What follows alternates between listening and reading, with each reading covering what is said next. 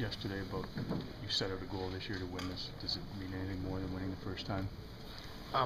Well, the first time was pretty special because of how far I'd come, and it looked like it was an unattainable award. But having said that, I think this one is just as special, just special in a different way. After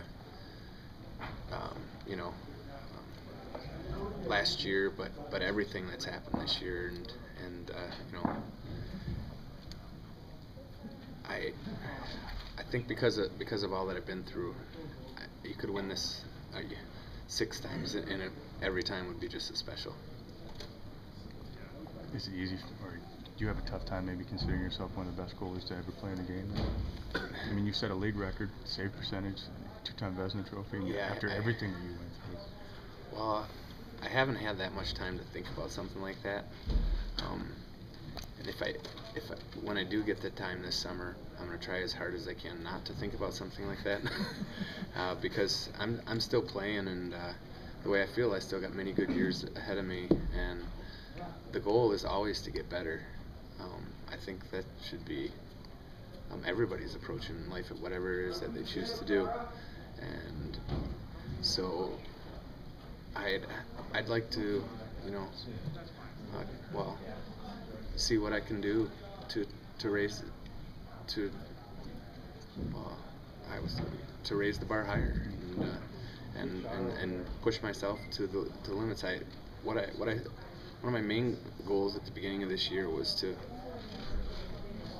I decided I was going to put in the work, and I was going to find out how good that I could do, and I'm going to try to keep that attitude going forward. I think that's the way to go about it. Does a series of accomplishments like this get you thinking about your legacy at all? Maybe not, where you stand now, but where you could stand in the future.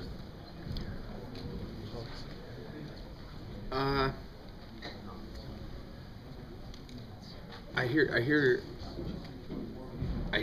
yours, the discussions around me about it, but I don't spend any time focusing on that myself. I don't think it's productive as a player. That's something that you do when your career's over, I think. Tim, you mentioned when you got the award that a year ago you didn't know where you would be. What was that process like? What was the process of not just the surgery, but preparing for camp and not knowing? What was that like to go through that? Well, I had a pretty good idea pretty early into camp that I would at least be able to play at a level that was high enough to play in the NHL and earn my own self-respect back. So it wasn't a difficult thing. Now, last summer, going through the work that it took to get myself to the level that I wanted to be at, that was a lot of hard work.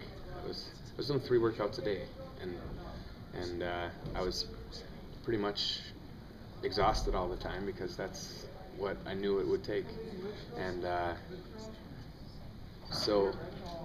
but it's all paid off, and it's a story of you put in the work, and it will pay off.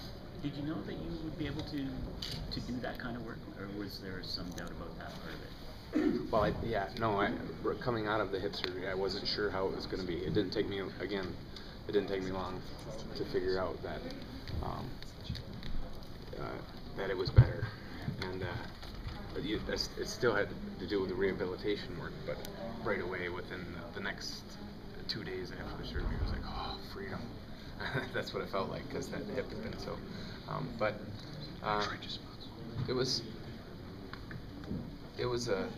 It's been a long journey. It's over a year long in a certain way. This chapter, anyways, and but it's obviously been very rewarding.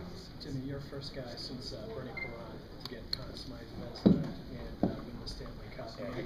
He did it 2 years tonight, in a row. Yeah, he tweeted tonight and said, "Welcome to the club."